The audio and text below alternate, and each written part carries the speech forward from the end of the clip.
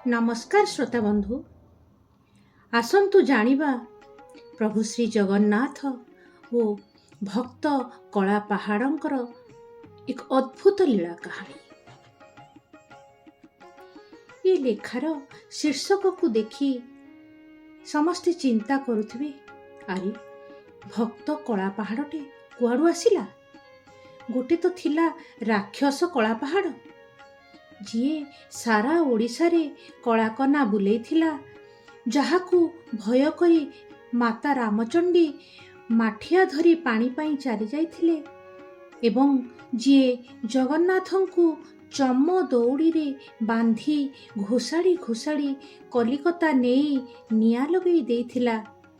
सेपरी लोक तो भक्त होई पारे ना।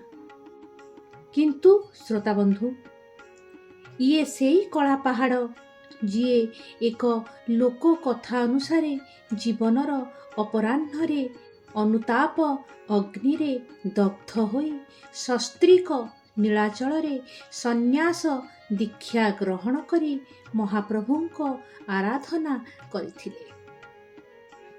से कथाटी एहिपरि, आसंतु सुनिबा।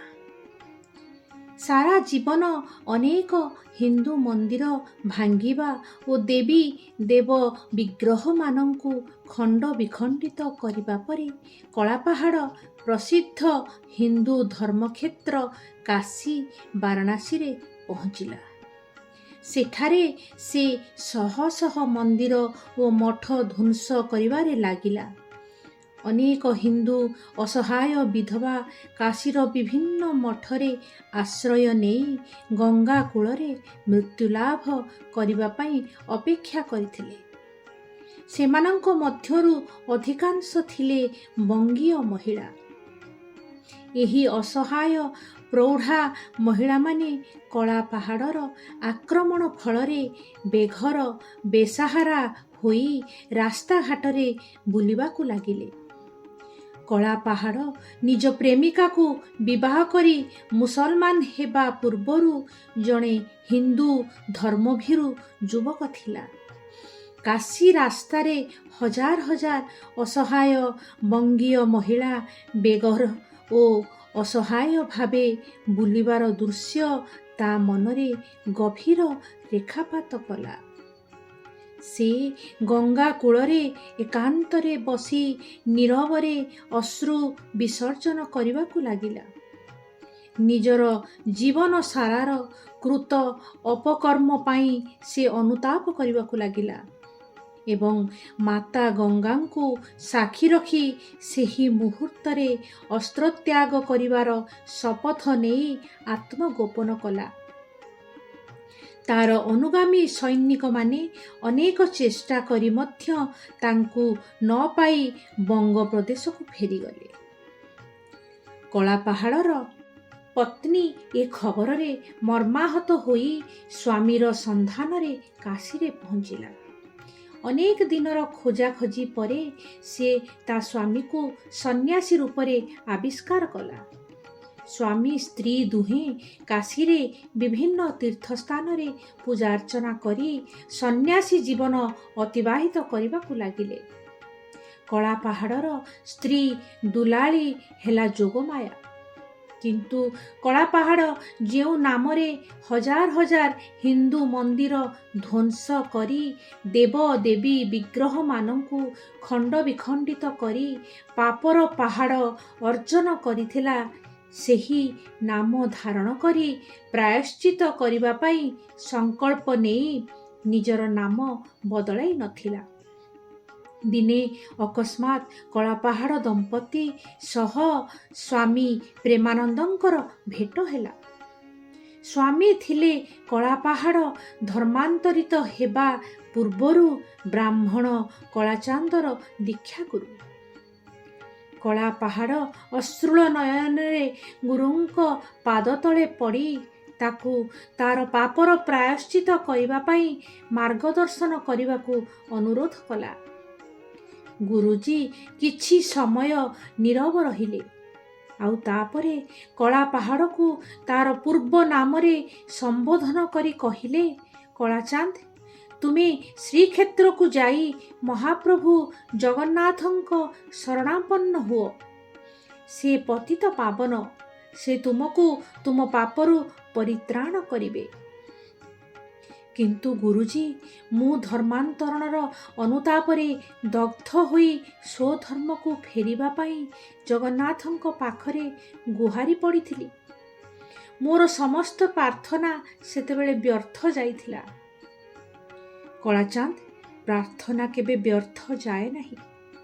କିନ୍ତୁ ସେତେବେଳେ ତୁମ ଶରୀର ଗୁହାରିଆ ପଡ଼ିଥିଲା, ତୁମ ମନ ତୁମ ସ୍ତ୍ରୀ ପାଖରେ ଥିଲା। ଭାବର ଅଭାବ ଯୋଗୁଁ ତୁମ ପ୍ରତି ସେ କରୁଣା କଲେ ନାହିଁ। ଏବେ ଯାଅ, ଦେଖିବ। କିନ୍ତୁ ଗୁରୁଜୀ, ମୁଁ ମନ୍ଦିର ସହ ତାଙ୍କ ବିଗ୍ରହକୁ ଧ୍ୱଂସ କରିଦେଇଥିଲି। ଆରେ, ଯିଏ ଅନାଦି ଅନନ୍ତ ତାଙ୍କର ଧ୍ୱଂସ ନାହିଁ। ଯିଏ ନିରାକାର ନିରବୟବ, ତୁମେ ତାଙ୍କୁ ଧ୍ୱଂସ ବା କରିପାରିବ କିପରି? ତୁମେ ଯାଅ, ଦେଖିବ ଚତୁର୍ଦ୍ଧା ବିଗ୍ରହ ସ୍ୱମହିମାରେ ରତ୍ନବେଦୀରେ ବିରାଜମାନ କରି ଲକ୍ଷ ଲକ୍ଷ ପାତକୀଙ୍କୁ ଉଦ୍ଧାର କରୁଛନ୍ତି। ଗୁରୁଙ୍କ ଆଦେଶ ଶିରୋଧାର୍ଯ୍ୟ କରି କଳାପାହାଡ଼ ଦମ୍ପତି ଶ୍ରୀକ୍ଷେତ୍ରରେ ପହଞ୍ଚିଲେ। ସମୁଦ୍ର କୂଳରେ ଏକ କୁଟୀର ନିର୍ମାଣ କରି ମହାପ୍ରଭୁଙ୍କୁ ଆରାଧନା କରିବାକୁ ଲାଗିଲେ। ସେମାନେ ବାବା କଳାପାହାଡ଼ ଓ ଯୋଗମାୟା ମାତା ନାମରେ କ୍ଷେତ୍ରରେ ଧୀରେ ଧୀରେ ବିଖ୍ୟାତ ହେଲେ। ଦିନେ କଳାପାହାଡ଼ ଓ ଯୋଗମାୟା ଶ୍ରୀମନ୍ଦିରକୁ ମହାପ୍ରଭୁଙ୍କୁ ଦର୍ଶନ କରିବାକୁ ଗଲେ। ଗରୁଡ଼ ସ୍ତମ୍ଭ ନିକଟରେ ଠିଆ ହୋଇ ଚତୁର୍ଦ୍ଧାମୂର୍ତ୍ତିଙ୍କୁ ଦର୍ଶନ କଲେ।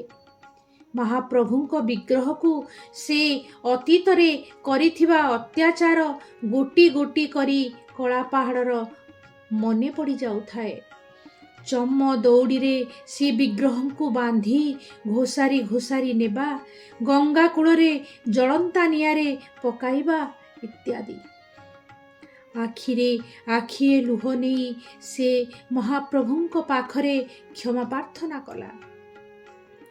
ତାପରେ ଯେତେବେଳେ ସେ ରତ୍ନବେଦୀ ଆଡ଼କୁ ଚାହିଁଲା, ତାଙ୍କୁ ଲାଗିଲା ଯେପରି ମହାପ୍ରଭୁ କହୁଥିଲେ, ଆରେ କଳାଚାନ୍ଦ, ତୁ କଳାଚାନ୍ଦ ହୁଅ ବା କଳାପାହାଡ଼, ଦୁହେଁ ମୋ ପାଇଁ ସମାନ, ଦୁହେଁ ମୋର ସନ୍ତାନ।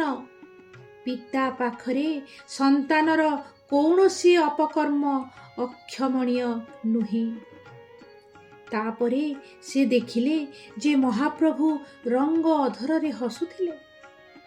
କଳାପାହାଡ଼ ନାଁ ଶୁଣିଲେ ଅନେକଙ୍କ ମନରେ ତାର ଅତ୍ୟାଚାରର ଦୃଶ୍ୟ ଭାସି ଉଠୁଥିଲା। ସେ କଥା ମନେ ପକାଇ ଅନେକଙ୍କ ଦେହ ଶିହରି ଉଠୁଥିଲା। ଧୀରେ ଧୀରେ ସନ୍ନ୍ୟାସୀ କଳାପାହାଡ଼ ଓ ଅତ୍ୟାଚାରୀ କଳାପାହାଡ଼ ଏକ ଓ ଅଭିନ୍ନ ବୋଲି ସେମାନେ ଜାଣିଗଲେ। ଛଦ୍ମବେଶରେ କ୍ଷେତ୍ରରେ ରହି ମହାପ୍ରଭୁଙ୍କର ଆଉ କିଛି କ୍ଷତି କରିବା ଯୋଜନାରେ ସେ ଥିଲେ ବୋଲି କେତେକ ପ୍ରଚାର କରିବାକୁ ପଛାଇଲେ ନାହିଁ। ଧୀରେ ଧୀରେ କିଛି ଲୋକ ପ୍ରତିଶୋଧ ନେବା ପାଇଁ ସଂକଳ୍ପ ନେଲେ। ସେ କିଛି କରିବା ପୂର୍ବରୁ ମୂଳୁ ମାରିଦେଲେ ଜୀବ ସରି ବୋଲି ସେମାନେ ଚିନ୍ତା କଲେ। ତେଣୁ ଅନେକ ଲୋକ ଦିନେ ସଂଘବଦ୍ଧ ହୋଇ ତାଙ୍କୁ ଆକ୍ରମଣ କରିବା ଲକ୍ଷ୍ୟ ନେଇ ସମୁଦ୍ର କୂଳରେ ପହଞ୍ଚିଗଲେ। କିନ୍ତୁ ସେଠାରେ ପହଞ୍ଚି ସେମାନେ ଦେଖନ୍ତି ଯେ କଳାପାହାଡ଼ ଓ ଯୋଗମାୟା ଅନ୍ତର୍ଧ୍ୟାନ ହୋଇଯାଇଛନ୍ତି। ତାଙ୍କ କୁଟୀରର ଚିହ୍ନବର୍ଣ୍ଣ ମଧ୍ୟ ନାହିଁ। କିଛି ଉଦାରପନ୍ଥୀ ଭଦ୍ରଲୋକ କହୁଥିବାର ଶୁଣାଗଲା, ମହାପ୍ରଭୁ ଯାହାକୁ କ୍ଷମା କରି ଦେଇଥିଲେ ତାକୁ ଦଣ୍ଡ ଦେବାକୁ ଆମେ ବା କିଏ? ଶ୍ରୋତାବନ୍ଧୁ, ଆଉ ଗୋଟିଏ ସୁନ୍ଦର କାହାଣୀ ନେଇ ମୁଁ ଉପସ୍ଥିତ ହେବି ମୋର ଆଗାମୀ ଅଧ୍ୟାୟରେ। ଜୟ ଜଗନ୍ନାଥ।